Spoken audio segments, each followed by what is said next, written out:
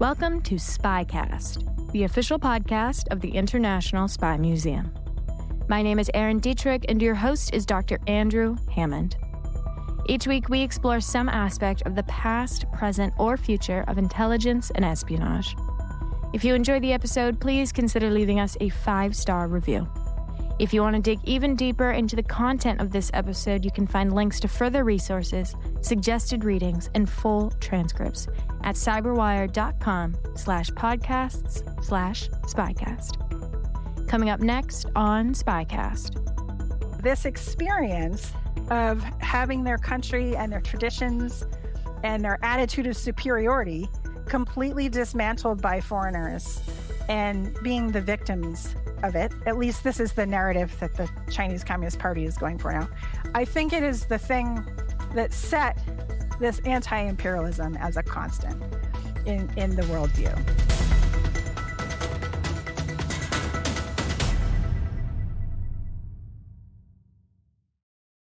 This week's guest is Sara Castro, a former intelligence analyst at the CIA, a professor of history at the United States Air Force Academy, and the current president of the Society for Intelligence History. She describes the thread of her career as, quote, telling Americans about China. She has a deep interest in Chinese culture and history and is the author of a new book, Mission to Mao, U.S. Intelligence in China During World War II, which tells the story of the so-called Dixie Mission, which set out to gather intelligence and establish links with the Chinese Communist Party. In this week's episode, you'll learn about why U.S. intelligence set up a unit to work with Chinese communists, how modern Chinese identity was shaped by the 19th century Opium Wars, communism, anti-imperialism, and China, how Mao Zedong and Chiang Kai-shek helped build modern China, and much, much more. The original podcast on intelligence since 2006, we are SpyCast. Now sit back, relax, and enjoy the show. Well, thanks ever so much for joining me, Sarah. I'm really pleased to speak to you this morning. So I'm just wondering, I know that you work at the US Air Force Academy. Can you tell us what you do there? Sure. So I'm currently an assistant professor in the history department. And so I teach a variety of classes in that position. So there's a required class on global history that all cadets take. And then sometimes I teach about Asia. Sometimes I teach about historical methods. Sometimes I teach about military history. And all of my students, when they graduate, they commission into the Air Force or the Space Force of the United States. So they become Air and Space Force officers, future, military leaders. So that is an important privilege to be their teacher. And, I think it changes the way I teach. At a civilian school, people are going off to do all kinds of different careers. And they're in school for all kinds of different reasons. So one of the things we talk about at Air Force is that we're teaching history for the profession of arms. And so I think it's a good fit for me personally because I have a background in international relations and intelligence. So I constantly try to bring that into my classroom, talking to the cadets about, okay, so here's this historical thing. This is a thing from the 1200s, but it is still relevant because people in this area remember it. And here's why you can make that useful in your life as a military leader. Well, now I'm intrigued. What was it in the 1200s? Well, so a required course basically starts with Genghis Khan. And I have a fascination with Mongol history, and I love teaching them about the Mongols. There are so many interesting unconventional warfare tactics that we can learn from the Mongols. So anytime I get to bring the Mongols into my teaching, it's a good day. So the teaching that you do at the Air Force Academy, it sounds a little bit like, I know in some ways it's very different, but in other ways it sounds quite like a regular academic job. You teach some things that you really want to teach. You teach some things that you are kind of happy to teach, but it's not your area of specialism. You teach research methods and historical methods, which almost nobody likes to learn. That's totally right. And so all of our students graduate with a Bachelor of Science degree. And so it really is, their college experience with this added military education that's like, at the same time, concurrent. So it's similar to ROTC programs, but very specialized. And so the work that I do, it's interesting. I've moved around in my career different places. So I have a previous career as an intelligence analyst, and I've also taught at a civilian institution. And now I'm at the Military Service Academy. And actually, the skills I use at those three jobs were kind of the same. it's, it's a lot of gathering, all source material, making this interpretive mosaic about it and explaining it to a customer. So the customers have changed. I would say, undergraduates tend to be less cynical than policymakers, though not all of them. It's not universal. um, so that's one of the things that I like about working with the undergrads, and why, teaching kind of seduced me after that career as an intelligence analyst, because it's a lot the same skills, slightly different material, slightly different customer. Very, very briefly, just to finish off before we pivot over to China, which is what we're here to speak about. For our listeners that don't know, so West Point, that's the kind of preeminent military college for people joining the army. The Air Force College, is that the same kind of idea? You can either go there, you can go through ROTC, you can try to join up directly. There's a number of different routes, but this is the sort of West Point of the Air Force. Is that how it is? Yep, that's exactly right. So there's West Point, which is the Army's Service Academy. There's Annapolis for the Navy's Service Academy, and USAFA is the Air Force Service Academy. There's also a Coast Guard Service Academy. So students who know that they're ready to commit to being a military officer after graduation, this is one path that they can pursue. One of the cool things about service academies is that the students come from all over the country. So they're nominated from every congressional district. And if they are nominated to attend or chosen to attend, they're accepted. They don't pay tuition.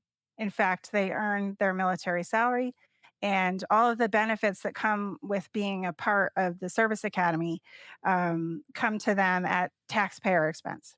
It's a big commitment on their part and a big responsibility. And I think, most of the students that I work with realize that and take it very seriously. And I think that that's the same across all the service academies. And let's just pivot over to China now as we discuss your research and a little bit more about your background. Help our listeners understand how you came to study China. Did you stumble into this? You mentioned your intelligence and national security experience previously. Are you able to share with our listeners the agencies that you worked at and maybe what your focus was? Was it China? Yeah. So I started studying China as a freshman in college. And I really did stumble into it, as you said. I was dared by the dean of my college to start taking Chinese language. I was, stumbling. I didn't know which foreign language I wanted to take as a freshman. And he dared me to take Chinese. And I was the kind of nerd that took dares like that. The more I learned, the more I wanted to go there. And I was lucky I had some scholarship money that facilitated me studying abroad. I also earned a Boren undergraduate fellowship. That's a fellowship that is run by the US government. And you can go to study a language in like a non Western, non English speaking place. And then you pay back the time that the government paid for with public service. And it used to be called the National Security Education Program. So I ended up spending a little over a calendar year studying in China. So I spent 2 full semesters there. And then the in between times in the summers, I was just traveling all around. Now, some listeners are probably like, oh my goodness, you couldn't do this today. And you really couldn't. And it's interesting to think about in my career. So I graduated from college in 2000, and I was in China doing this year, 97, 98. And that was sort of an opportunity when there was a lot of exchange. So there were, and there still are, lots of Chinese students coming here to the US. And at that time, there were lots of us students of Chinese going from America, going from Europe, going from Australia. And it was easy, safe, and cheap for us to move around. And so I think I counted up once and I went to like 45 cities in China. And I had Chinese roommates in the dorms where I was studying. So that whole cohort of people that was, learning about China in the 70s, early 80s did not have this experience. And now, so the people that came right after me, the aughts, that generation had more opportunities than I do.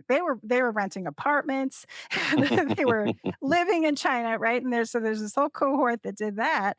And now we're back to my students. Can't believe that I went there and was able to just move around freely like this. And that's not an experience that they'll have. And that's true not just at Air Force, but even at the civilian schools. It's just there's an extremely low number. So the US ambassador, I saw him talk recently, and he said that the number is like 350 US students or less right now in China.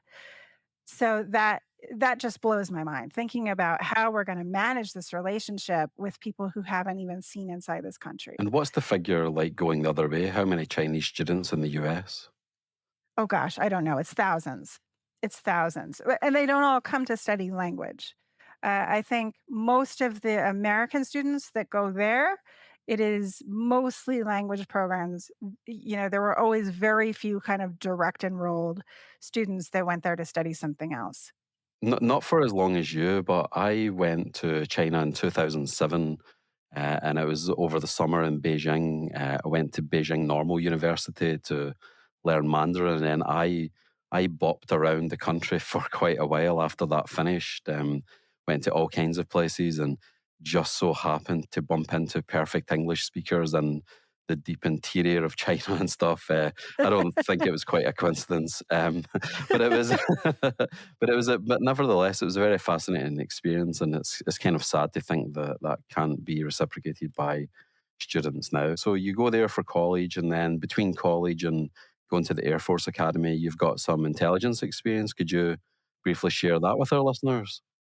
Sure. I started out my first job away from college was working as a program officer at the National Committee on U.S. China Relations, which is um, it- I think maybe the first NGO that did U.S. China relations. They were responsible for ping pong diplomacy in the 70s. And so that's where they were based in New York, and they still are. And they still are fostering dialogue between the U.S. and China.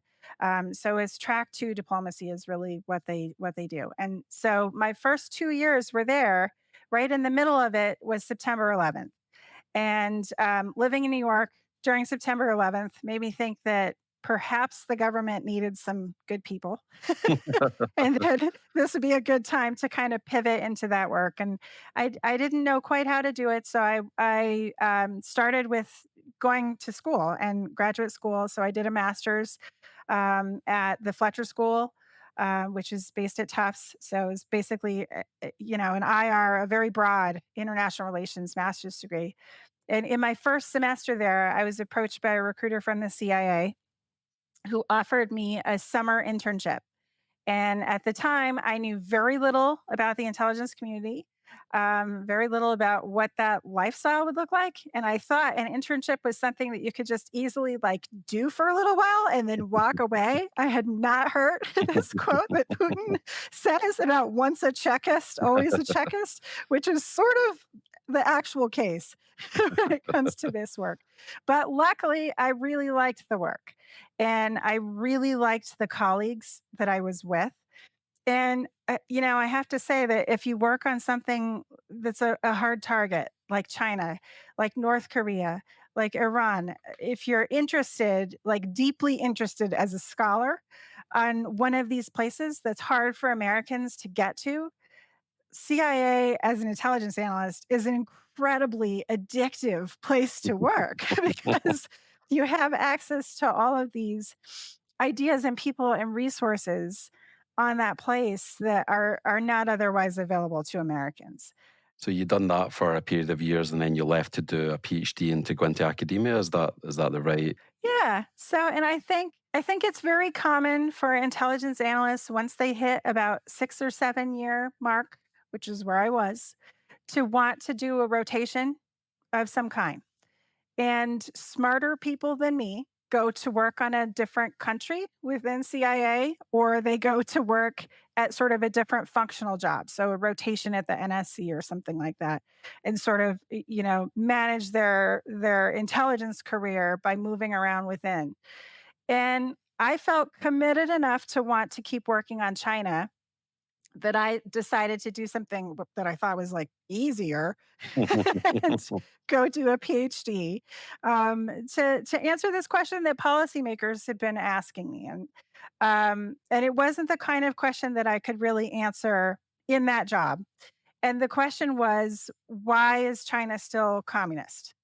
Like, well, so for one thing, are they still really communist? So policymakers didn't want to believe that people like Jiang Zemin and Hu Jintao and Wen Jiabao and Deng Xiaoping could really believe the ideology that they were talking about.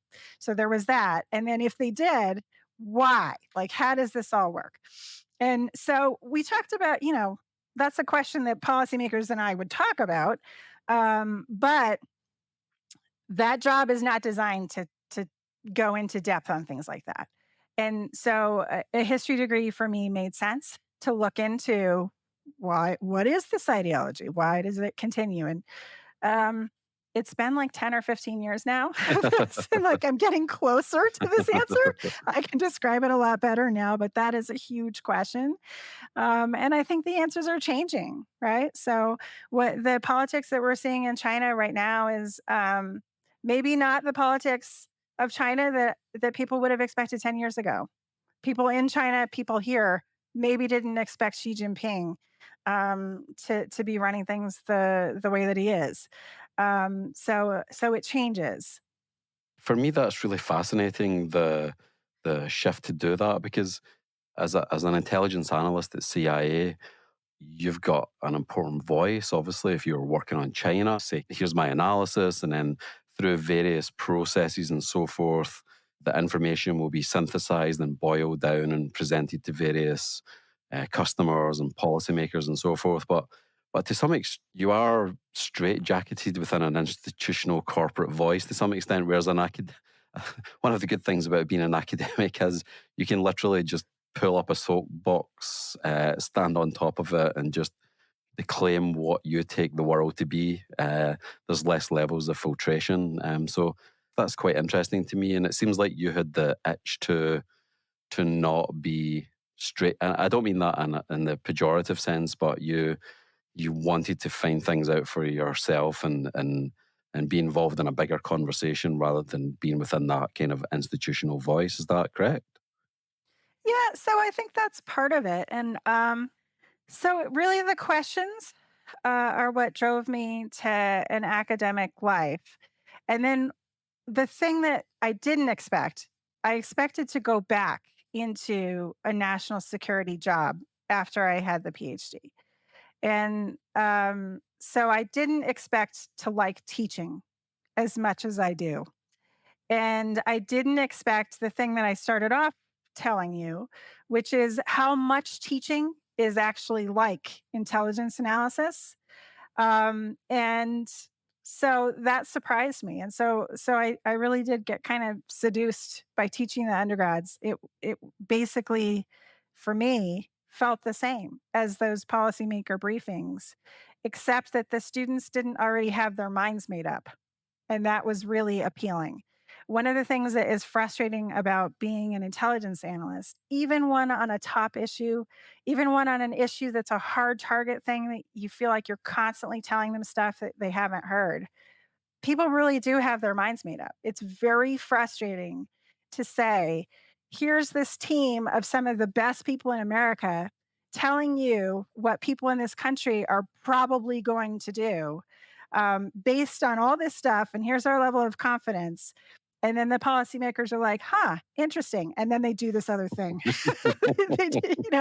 And that's totally their privilege. And they have multiple inputs and whatever, but it's very frustrating. And so, one of the things that has been so appealing about teaching is that there is room there for people to be ready to change their minds. And so, the thread for me has been content on China, right? So telling Americans about China, that is the thread of my career. And so explaining this place and explaining this culture and civilization to students and getting them to see, oh, it's not what I thought it was. And, it's different and I can learn about it.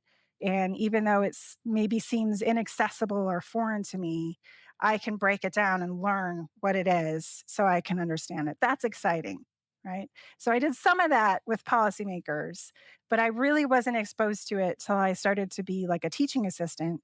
And it made me not want to go back right away. So I still may go back to some national security job at some point, but right now, the Air Force Academy kind of fills that need for me. So when I wasn't in the civilian, when I was in the civilian kind of academic world, I really missed the public service aspect of it. So in some ways, the Air Force is the best of all worlds. Being at the Service Academy, I'm still helping future leaders, right? But I'm doing it in this other way.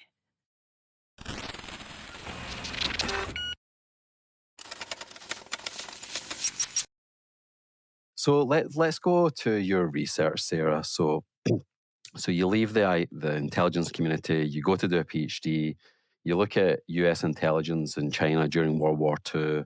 You've got a book coming out next year on it. Tell the listeners, just give them a few sentences on the book. When does it come out? How did they get a hold of it? And what's the kind of key takeaway of the book? Yeah, sure. So the book it's called Mission to Mao: U.S. Intelligence and the Chinese Communists in World War II. And Georgetown University Press is publishing it. So it's already available for pre-order and it will be out in bookstores probably in July 2024. And this is one of the first books in 20 or 30 years to talk about the Dixie Mission. And so the Dixie Mission is a nickname for a mission, an American mission that had a variety of names in World War II. It's an Army led intelligence mission that had a team of US officials embedded with the Chinese Communist Party from 1944 to 1947. And so there are many books. This mission is not really a secret to people that do the history of US China relations. But the first part, the first tellings of it were all wrapped up in this question of the US so called loss of China, Who lost right? China? So, yeah, what happened in 1949? The US and China were allies, and Chiang Kai shek had been in charge. And then by 1950, they're no longer allies, and the communists are in charge. So, what happened? So, the first question was about, like, what did the Dixie Mission have to do with this? And this period caused historians to wonder if this had actually been an opportunity for the US to improve relations that they missed. The lost chance thesis came out. So these questions had really dominated all of the books about the Dixie Mission. And I encountered them in graduate school. And I was like, well, what's really interesting about the Dixie Mission is it's this example of like an intelligence mission. It's an interagency mission. So it's Army led, but it had people from the Office of Strategic Services, so precursor to the CIA. It had all these different people that were doing signals intelligence and radio.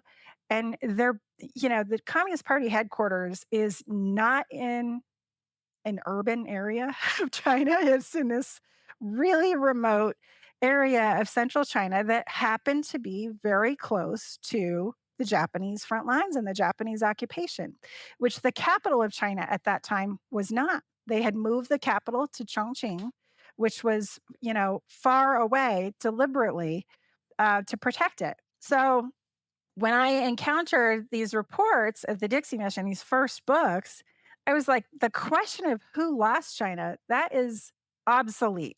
That question is a biased question that assumes that the US had any control over the politics of this place, right? So that presumption is just obsolete, in my opinion.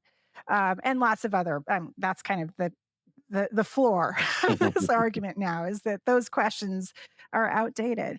Um, so that sort of gave me an opportunity to look at it as an intelligence problem, as a World War II intelligence problem. And so that's what the book is really about. It's about showing through the eyes of this mission how malleable US intelligence was at the time. And which I think is a thing a lot of Americans don't realize now. At least with my students, they kind of think that something like CIA and the intelligence community is this like monolith that has been there since the beginning. And actually, it's very new. And the fact that this intelligence role develops at the same time as America's new role in global security is developing means something about the role that America takes on. It also means something about the way intelligence looks today. And so I think you can see some of that in the microcosm of this Dixie mission because the interagency thing kind of works out. It works out in the field. These guys get along. But then as soon as the intel leaves the field, it falls apart, right? Almost none of the reporting they do, some of which was very interesting, actually reaches the White House because when it reaches these headquarters offices, turf wars just warp and delete it. And that's when they're even able to get intel out of the space because different parts of the army were fighting to physically remove the messages from this. They can't just drive across China, so they're relying on air power. And so there's this conflict between General Stilwell, who's the kind of land forces guy in the China-Burma-India campaign, and General Chennault, who's the Air Forces guy. And so if they're not getting along, the planes can't go there. And so anyway, it's looking at logistical issues, rivalry, headquarters field communications, the role of covert action, all of these things you can see in this mission. And looking at the actual, social history of the people who were there. So that's what the book is about. And I'm assuming that no one from the Air Force Academy came to you and said, on this Stilwell, Chennault question, the Air Force versus the land, we're going to need you to cook the books a little bit because you're at the Air Force Academy, make us look good. They never done that. Yeah, no, nothing like that happens to us. I think if that kind of thing happened, no civilians would work there. I'm teasing, obviously. So, no. Yeah. Yeah, it's interesting that you're getting different intellectual inputs, and that's gestating in your mind about what the future outputs are going to be. A lot of our listeners, they won't know the deeper context of this. So the role that China played in the Second World War, the United Front, the nationalists versus the communists. Why in 49 is there's this debate about losing China? We could go even further back, Manchukuo, the first Sino-Japanese war. So we don't have time to get into all of that, but I'm going to try to very briefly recount it, and I'm taking a big risk here because I'm doing it in front of a specialist. So if I get any of this wrong, feel free to stomp all over the top of me and help me get it right. So we get to the end of the 19th century. In the second half of the 19th century, Japan decides it's going to modernize and industrialize. Japan initiates a number of reforms. There's a war that breaks out between Japan and China. China gets defeated. The Chinese dynasty at the time, it's struggling with the reforms. Then we get to the early part of the 20th century. Japan overtakes China really as the major power in East Asia. Then we have the standoff between the nationalists and the communists. And then when we get to the Second World War, the two of them buddy up again to fight the Japanese. One of the reasons why the Americans are there, why the Dixie Mission is there, is because America's at war with Japan, and the enemy of my enemy is my friend. So the US are involved there. But then as soon as World War II is over and Japan surrenders, then the nationalists and the communists go back to war again. Then eventually the nationalists have got the upper hand, but it all swings around and the communists end up winning. A lot of the nationalists go to Taiwan. The communist state is still in power today, even though it doesn't particularly look communist to many people. But this is some of the kind of background context that's going on there. Feel free to correct that or to augment it. I'm trying to take all of this information and just boil it down so people can get their heads around it. So to help our listeners understand your book within that deeper context. Sure, bravo. That was a pretty good summary of it all. So, I mean, you don't have to be kind. The most important thing is that the listeners get the right story. That I don't really care how they get sure. it. Yeah, no, so the way you've described it, there are things that I could elaborate on there. So China's revolution happens in 1911. And it is a revolution where they don't have a firm plan in place for what is going to replace the monarchy. And so they've had this dynasty. They've had a variety of dynasties for hundreds of years. The last dynasty, the Qing dynasty, falls in 1911. And people become citizens. They are no longer subjects of this monarchy.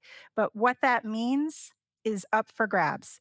And so from 1911 to 1949, that is a debate in the country. So the rest of the world, the whole world, is experiencing global economic depression. It experiences World War I and World War II in that time period. And Japan experiences this extreme ultranationalism that causes it to occupy China. And all of those things are these vectors of competing historical change that are happening while China domestically is trying to decide what it looks like to be a nation state, what it looks like to be a citizen of this place. And at the same time, ideologies are coming from abroad, right? And some of them have sponsoring organizations with them. So that's what happens with the Soviets. And so they sort of had this smorgasbord of ideologies that they're choosing from.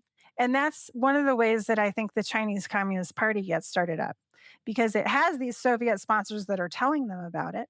But also, in their minds, modernity and liberal democracy it's wound up very tightly with capitalism, with imperialism, and especially the kind of imperialism that the British and the French brought. And so they don't really that has some unappealing aspects of it to populations of elites in China. And so I think that that's one of the reasons why communism is initially appealing, because it seems like you can just skip right over that undesirable foreign imperialism moment. So one of the big pieces that has changed, and one of the things that inspired me to write the book, is that new documents have changed our view of the American relationship in this. Okay, so World War II, the U.S. strategy during World War II was basically keep the Japanese engaged in China long enough that we can help the Europeans defeat the Nazis, and then we'll come back and help China.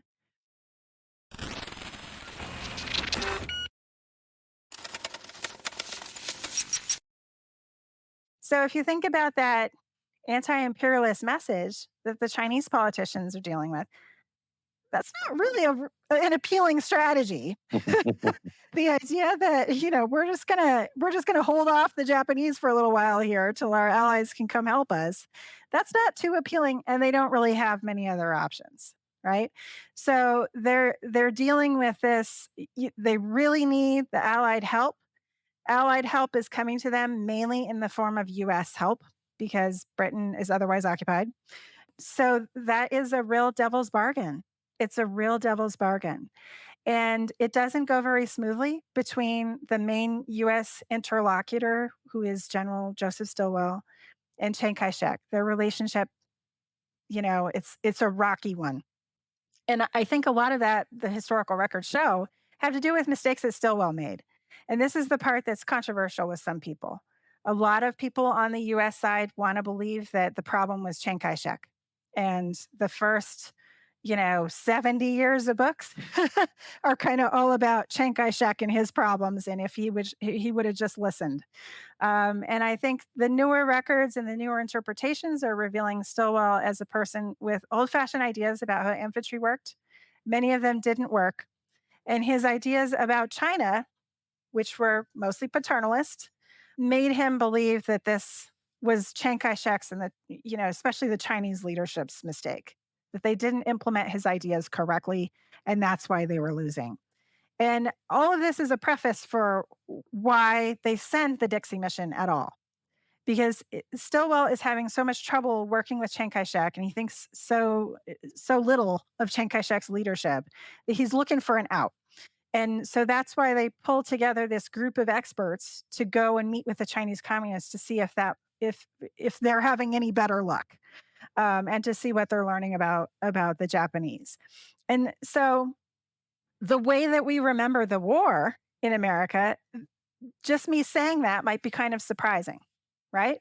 That anyone in the U.S. government, anyone on the Allied side, would be thinking of working with the communists. That has gotten wiped out of the historical memory, I think.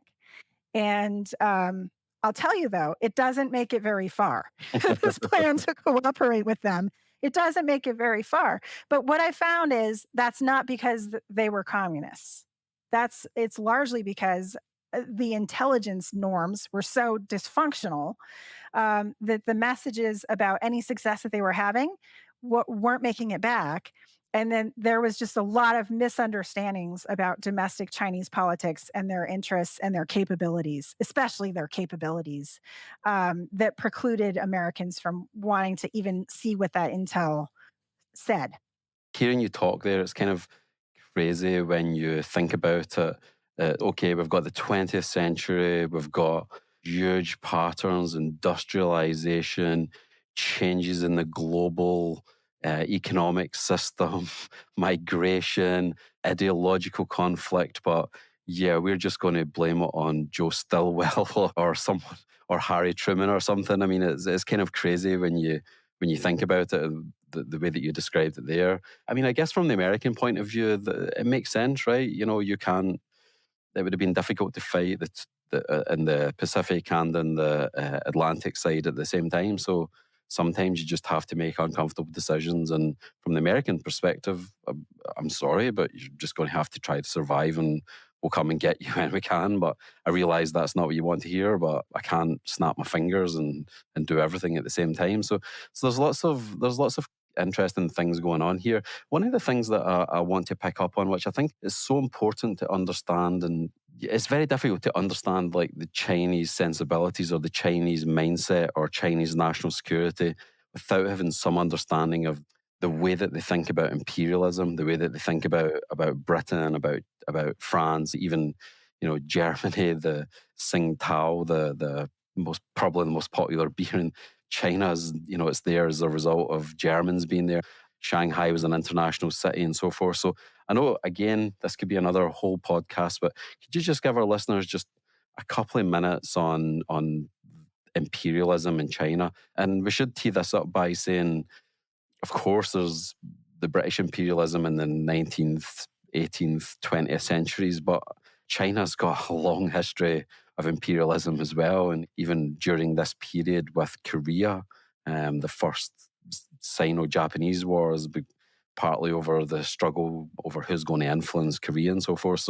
So all of that is just to say, if you could just give our listeners like 2 or 3 minutes just on here's China and here's imperialism and how this feeds into the way that China views the world today.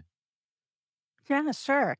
So this is something that global historians and historians of China have been writing a lot about in the past 15 to 20 years. So certainly if listeners want to read more about this, there are great books out there, and I'm going to try to really distill it down. So China has been a continuous civilization for centuries. And pre-industrial revolution, it was if not the wealthiest, one of the top 5 wealthiest civilizations on the planet. And so as it developed, and especially in this last dynasty that we were talking about, the Qing dynasty, um, pretty much the leaders of that in the middle thought that they were then and always would be the masters of the universe because economically they basically were. And so when their worldview, when they're looking around to the extent that they even bothered at Europe, this is a place that had been a total backwater, a place that made nothing that they wanted. And when people finally got it together there to get on boats and come over to China, um, all that they wanted to do was extract things because stuff there was better in China than it was in Europe. And so this is kind of the worldview that they had up into the 1800s, right? And as it gets to be that early part of the 1800s, and Europeans have been competing and having their own, cultural developments and social and economic and technological developments, the Industrial Revolution hits and it's a total game changer, right? So, this shift to fossil fuels and what it enables you to do is something that I think China didn't expect, right? And it's not inevitable that it happened in Europe, but it does happen in Europe. It happens in England. And because of the historical circumstances, England is able to win the Opium Wars, right? And so that forces on China a series of treaties that the Chinese call the unequal treaties. And this is not a creative, exaggerating name. They are unequal treaties. They are terribly unequal.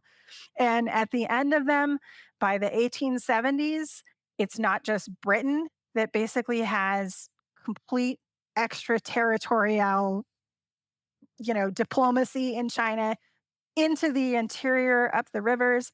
It's all of the other countries in Europe that want this because at that point, China is just too weak to be able to negotiate better treaties with anybody. It's become too backward compared to the rest of the world. Um, so the Industrial Revolution happening outside of China really sets China behind. And so this launches what Xi Jinping refers to as the century of humiliation. And so there's debate about where you start and end the century, but it's about 100 years of Europeans being able to dominate economics and society and global security and things like this. And so I think China, and Xi Jinping, when he evokes this, wants to balance things out. He wants to make China more of an equal partner in the global norms. I think China today feels like they weren't a creator of the liberal world order. They weren't. They were sort of standing by, being pushed around, and so it's one of the reasons why they're not all on board for participating. Um, and so this experience of having their country and their traditions and their attitude of superiority completely dismantled by foreigners and being the victims of it. At least this is the narrative that the Chinese Communist Party is going for now. I think if you try to see things from this perspective, you can see that actually the rest of the players in the world are not using rhetoric that recognizes China's equality, right? Or certainly you see this in the World War II example. Just the whole strategy of China will just be here biding the time when we go to other things with other people, right? And so I think in looking at U.S.-China relations, having this domestic perspective where I've read a lot of different primary sources and really tried to understand and empathize with the worldview behind it, the thing that jumps out to me is this, communication rhetoric of inequality. And it's really obvious when you look at 19th century materials. Like it's really obvious to us, to my students, right? But it becomes more subtle slightly more subtle when you're in World War II. It's very subtle when you're talking about policy now, right? Or when we're talking about relationships now. And so anyway, I think this paternalism is something China is trying to get the rest of the world to notice. And I'm not sure the rest of the world is noticing. And so until that equals out, I think we're going to have problems. Mhm, mhm. I mean, just to get back to your book, so the Dixie Mission, so that's to the Chinese Communist Party. Is there an equivalent mission to the nationalists? So the mission to the nationalists is much bigger. It's much more formalized. And there's a lot more known about it. And that intelligence does reach the White House. And so the US and China had a formal treaty called the Seiko Treaty. And this sort of spelled out who was going to do intelligence gathering, what the parameters of that would be. Part of it was that the US was actually not supposed to go and independently gather their intel. And they certainly weren't supposed to do that from the communist base. And so this was something that General Stilwell and his people worked around that treaty to do. It was certainly, not allowed. Chiang Kai-shek objected to it. The only reason that he eventually agreed was specific, deliberate White House pressure from FDR and from Vice President Wallace. Hearing this story of the mission to the Chinese Communist Party, it reminds me of the Lockhart plot, which we cover here at the museum. So the British government send an envoy to the Bolshevik Revolution, and he's there to ostensibly be an envoy, but he's secretly trying to undermine them. So I'm just wondering, for the people in the Dixie Mission, were they sent there with, okay, you're there to support them and to help them fight against the Japanese, our common enemy, but also expecting you to pick up intelligence on them? Were also expecting you to maybe be ready to throttle them when the Japanese get defeated, and we're actually trying to go and to enable the nationalists and let them win because, frankly, we don't want China to go communist. Is that something that's happening? Yeah, so it's a really interesting comparison, I think, that you draw. And there are some similarities. I didn't notice anything in any of the records that talk about this. We're gathering this information so we can someday defeat them, Really? which Wow. was surprising. Wow. I thought that would, so there isn't really anti-communist messages. And in fact, there's very little discussion of their ideology, full stop.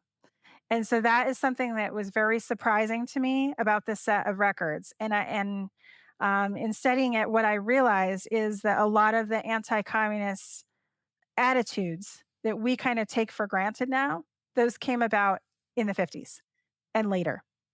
And that they were developing. There certainly were roots of them in the 40s, but that was not what the priority, right? That was not the most important thing. So I didn't see any directives that were like, let's gather this information now so we know their vulnerabilities. There was a laundry list of orders, and it was everything from this thing that you first talked about with, how can we cooperate with them? What are they doing against the Japanese that is working? That was like the main requirement. And then there was this second set of requirements that was just like, who are they? And so I think, thinking about your question, when in 1943, 1944, they were drafting these orders, so little was known about the Chinese communists. I mean, the Dixie Mission is really the first sustained official engagement between Americans and the Chinese communists. Chinese communists had been sequestered off. Chiang Kai-shek wasn't letting really anybody go in there. There were some journalists that had gone in there. And so Americans had heard from different journalists that had passed through about them, but there was no official contact. And so I don't even think that they could have drafted a question that assumed that they were a threat in 1943, 1944. They assumed that they were never going to be a threat. It was sort of like, it's this side group and it's located very close to the front lines. So let's just see what they're gathering. And so you have the situation where the Americans don't know that much about the communists to even ask the right questions. And also, the intelligence is just not functional yet. They're still figuring it out. Yeah. Yeah. And how many people were on the Dixie Mission? So it ran for 3 years, and the people that I focus on most are the first crew, the first 6 months worth, and it's about 25 to 30 people. And they go out in kind of 2 plane loads in July and August 1944, and then that crew is kind of stable for a little while. They get themselves into some big trouble in the beginning of 1945 planning these covert ops, and then it changes, and in 1945 it becomes really more of a standard army observer mission where they're doing radio and they're doing weather and these kinds of basic military intelligence, not so much the kinds of stuff that the OSS would have done. And a lot less of the covert action towards the end of the mission.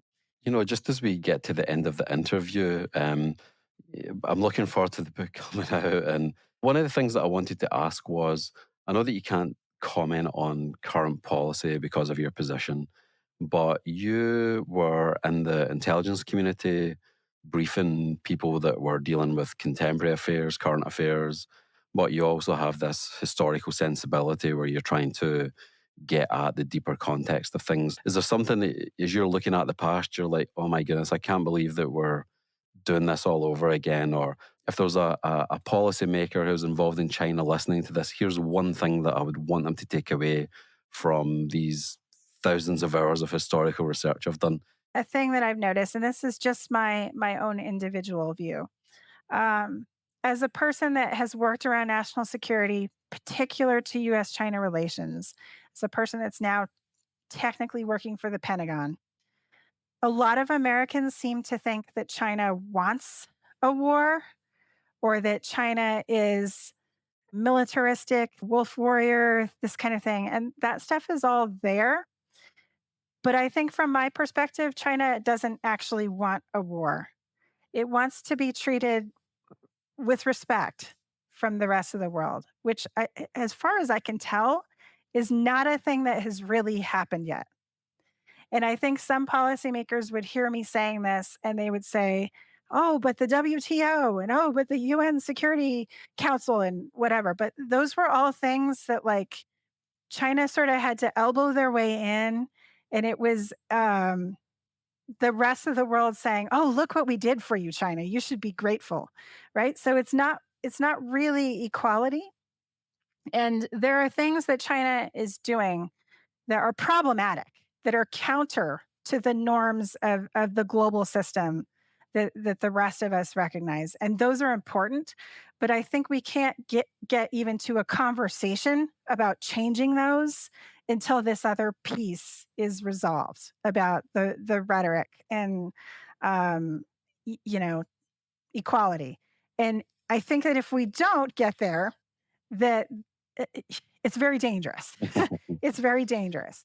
Briefly, Sarah, just to push back a little bit, China had to elbow its way in, but is that not always the case in international affairs? Nobody just hands you things. Like generally, you have to stick your chest out and advocate for yourself, or you don't really get given anything. And then the other part of it would be, well, China being respected and et cetera, et cetera. Well, what about all of these very small countries or weaker countries that are all around it that China's chiseling out of islands or pieces of land and so forth? I mean, China's been an expansionist, imperialist country for a very long time, and people from small countries will be thinking, well, how do these big countries that have this long imperial history always think of themselves as victims? Like, did they not see some of their own behavior and other countries, Vietnam, Korea, the Philippines, whole variety of places. So just to pop the ball back in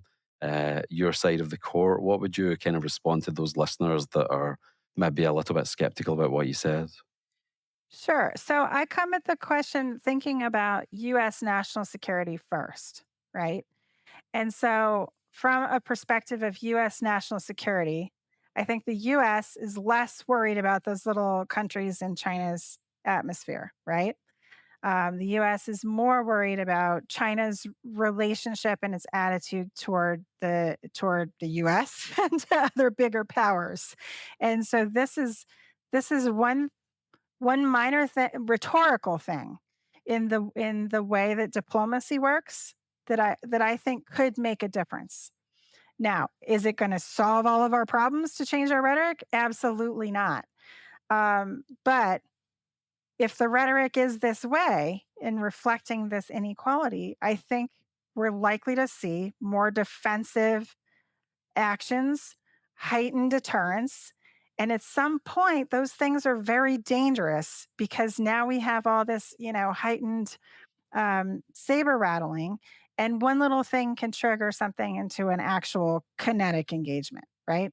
And so that's what's scary about it. So this is a thing that I think would be useful for policymakers to notice, is that our rhetoric does matter to China. Changing it is not going to solve all of these problems, right? So it's not going to solve whatever encroachment the Belt and Road looks like it's doing, or, debt traps, or the South China Seas. I mean, there are real diplomatic problems.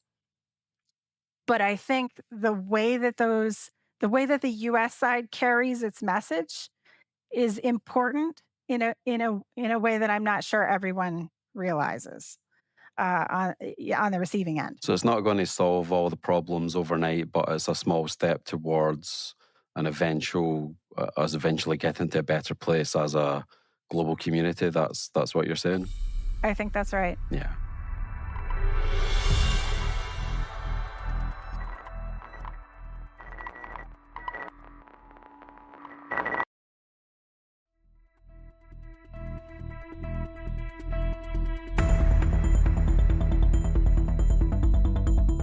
Thanks for listening to this episode of SpyCast. Please follow us on Apple, Spotify, or wherever you get your podcasts. If you have feedback, you can reach us by email at spycast@spymuseum.org or on Twitter at INTL SpyCast. Coming up in next week's show.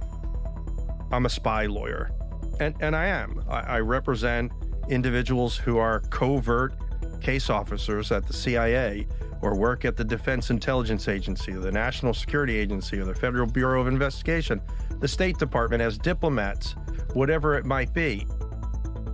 If you go to our page, thecyberwire.com/podcasts/SpyCast, you can find links to further resources, detailed show notes, and full transcripts.